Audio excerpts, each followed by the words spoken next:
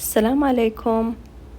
اليوم حابة أقدم لكم طريقة عمل سلطة المعدنوس والشوندر مع صلصة الأفوكادو.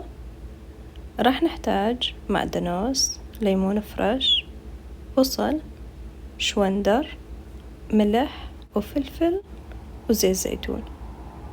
عندي هنا الشوندر قشرته وضفت عليه المي وراح أسلقه، وصار عندي جاهز بهذا الشكل. راح أصفيه وأثرمه مكعبات متوسطة الحجم، وراح أتركه يبرد، وراح أحضر صلصة الأفوكادو. راح نحتاج أفوكادو، عندي هنا سويته مكعبات وخليته بالخلاط، وراح أضيف عليه عصير ليمون فريش ورشة ملح وفلفل وزيت زيتون حسب الرغبة،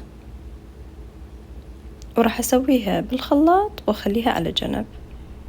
ثرمت عندي المعدنوس ناعم، وثرمت البصل الأحمر ينطي نكهة طيبة، وراح أضيف الشوندر بعد أن برد تماما،